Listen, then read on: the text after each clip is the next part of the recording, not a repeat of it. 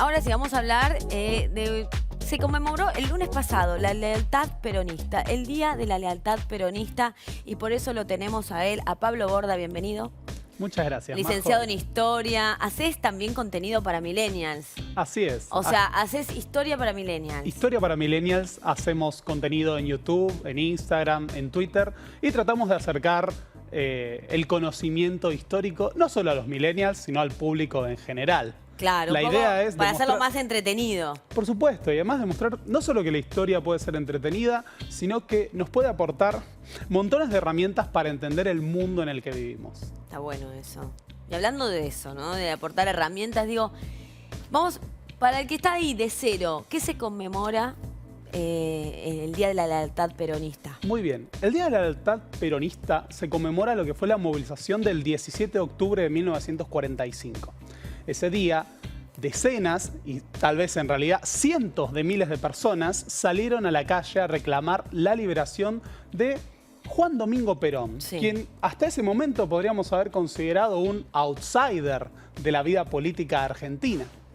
Un oficial del ejército argentino que tomó relevancia porque en su rol de secretario de Trabajo y Previsión Social y después de vicepresidente del régimen militar del 43, acercó montones de reformas que o bien extendieron derechos a los trabajadores o los hicieron efectivos. Claro. Había legislaciones laborales en Argentina, pero por ejemplo no existía el fuero laboral. No había tribunales de trabajo. Claro. Si vos tenías un conflicto con tu empleador que, entre comillas, te tenía en negro precarizado, de repente no había una autoridad con poder de policía para regular eso. Simplemente te le ibas a tener que bancar. Gran parte de las reformas que se impusieron con el peronismo no solo tenían que ver con sancionar y crear nuevas leyes laborales, sino hacer efectivas las que existían.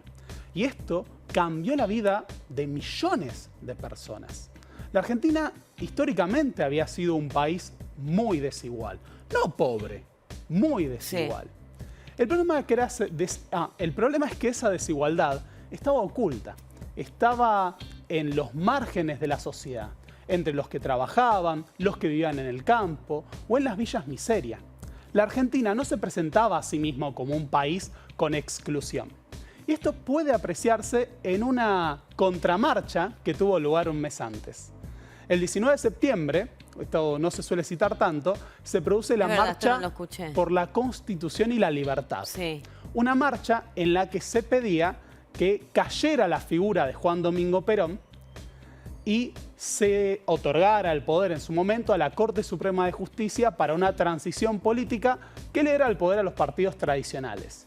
En esa marcha, a la que fueron decenas de miles de personas, sobre todo de la ciudad de Buenos Aires, de las clases, entre comillas, medias y propietarias, estaba presente la ciudadanía argentina. Los diarios hablaban del desfile cívico. Ahí estaba la Argentina blanca, europea, moderna, que se presentaba a sí mismo como la representación de lo que era ser argentino, que como veremos es el fondo del debate. Posteriormente hay un golpe interno que lleva a la prisión de Juan Domingo Perón, este flamante oficial militar que estaba teniendo un ascenso político espectacular y cuya carrera política podía haber terminado ahí. Sindicatos, gremios, eran reacios hasta ese momento a ponerse del lado de quien no dejaba de ser un oficial militar que tenía un cargo importante en un régimen dictatorial. Sin embargo, algo se rompió. ¿Qué? Cuando se pidió que Perón fuera preso, se impulsó una reacción. La idea era volver atrás el reloj del tiempo. Todas estas reformas que se implementaron se van a terminar.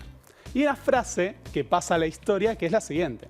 Muchos obreros iban a cobrar su quincena el 16 de octubre y cuando fueron a cobrar se encontraron con que se habían producido descuentos, sus sueldos se habían bajado y había patrones que decían, bueno, que te lo pague Perón o anda a pedírselo a Perón. Claro. Los sindicatos entraron en asamblea y decidieron hacer un paro el 18 de octubre. Pero la acción de las masas desbordó incluso a sus dirigentes. El 17, miles y miles de personas se congregaron en el centro de la ciudad de Buenos Aires exigiendo la liberación de Perón. Pero no eran las mismas personas que un mes antes habían copado el centro de la ciudad. Eran obreros que venían de lo que actualmente es el conurbano bonaerense o de la zona de Mataderos.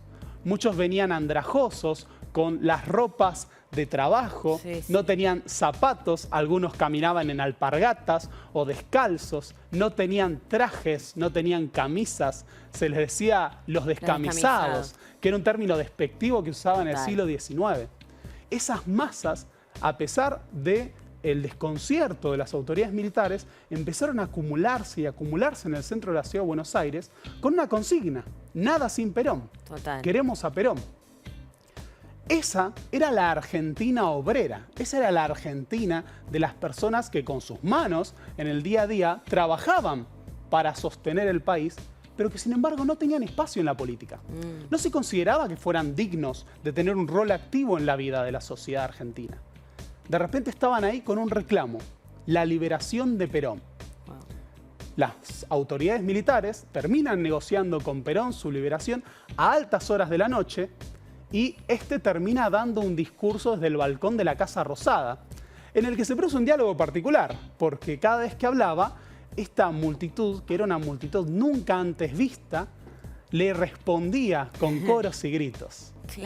Muchos diarios hablaban de grupos aislados que no representaban al pueblo argentino, porque esa gente, esa masa de trabajadores, nunca había sido visibilizada. Por eso algunos hablan de la idea del subsuelo de la patria revelado. La primera vez que tenían voz. La primera vez que tenían voz. Y no solo se trata de la primera vez que tuvieron voz, sino que esa acción de masas, esa movilización, tuvo un efecto real. Sí, un cambio El histórico. peronismo, podemos después debatir sobre la apreciación que cada uno haga, pero transformó la realidad social de la Argentina. Prácticamente podríamos decir que con el peronismo se forjó la clase media o el hábito de consumo. Juan Carlos Torre dice que Argentina va a tener una transformación social en 10 años que a otros países del primer mundo les había tomado décadas. Así que ese 17 de octubre de 1945, podemos concluir, marca definitivamente un antes y un después en la historia misma de la Argentina. Claro, espectacular. Me encanta cómo lo cuenta. Me encanta cómo lo contás. Claro, así en la clase, sí que ahí depende del profesor. Y yo particularmente, ¿qué querés que te diga? Soy un enfermo de esto, soy un apasionado y si no le pongo ganas y no intentamos que a la gente le interese y le movilice el conocimiento histórico, y no vamos a ningún lado. Así que hay que salir a enseñar la historia. ¿Cuál es la parte de la historia que percibís por las clases, por las acciones en Instagram y todo, que a la gente más le gusta? Y sobre que la gente más consume. Sobre todo lo que ocurre en la historia argentina a partir de la irrupción del peronismo. Porque no es solo que aparece el peronismo, eso, así como se gesta, genera una reacción que nos va a dar conflictos sociales terribles, además de una gran transformación de la sociedad.